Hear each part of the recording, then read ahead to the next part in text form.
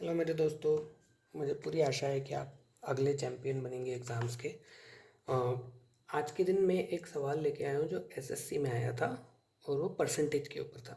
ठीक है, जो क्वेश्चन है वो कुछ ये लिखा है कि 2 successive increase of 20% and 20% are applied to a number.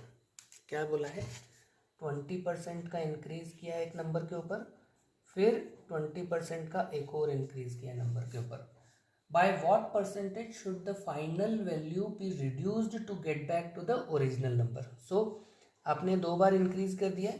अब मान लो ये x था और ये y नंबर हो गया है, तो ये y नंबर को किस परसेंटेज से a परसेंटेज से इसको रिड्यूस करें कि वापस x मिल जाए। वेरी इंटरेस्टिंग सा क्वेश्चन है। इस तरीके के गणित ये एसएससी में आया हुआ क्वेश्चन ऐसा नहीं है, इस तरीके के क्वेश्चंस आते हैं। ठीक है, तो हम थोड़ा इंटरेस्टिंग सा लग रहा है। Let's look at it how to solve it. जब भी आपको ये ऐसा नंबर नहीं दिया है तो it is easy to take 100 as a number, because उसका परसेंटेज इंक्रीज रिडक्शन जो है वो आसान हो जाता है। ठीक है, तो हम 100 का 20% इंक्रीज 120 हो गया, फिर इसका 20% इंक्रीज 20 रुपया नहीं होगा, 120 multiplied by 20 divided by 100, 2 zero से 2 जीरो कट गया, 12 दूना 24, तो ये हो गया 144। ओके, सो 144 पे पहुंच गया हमारा। यानी वाई एक्स जो है वो 100 था, वाई जो है वो 144 हो गया है।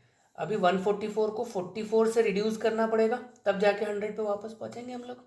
ठीक है, तो 44 को 100 से रिड्यूस किया, 144 को 44 से रिड्यूस किया तो 100 पे पहुंचे, तो हमारा रिडक्शन 44 हुआ।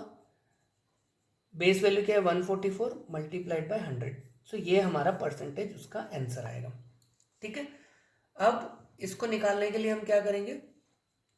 हम चलो पहले तो एक बार यही कर देते हैं कि 11 से डिवाइड कर, 11 से नहीं जाएगा ना, ये जाएगा हमारा 11 जाएगा। 11 चौक 44, 11 चौक 44, सॉरी 4 से जाएगा। 11 एकम 11 इंटू 4 44 होता है, तो ये हो गया।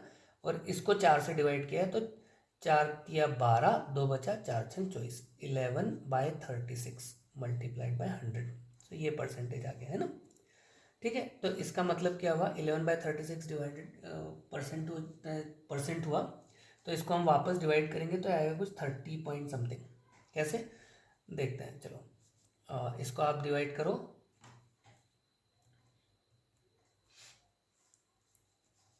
इसको हम 100 डिवाइडेड बाई 30, पहले हम आसानी से करने की कोशिश करते हैं।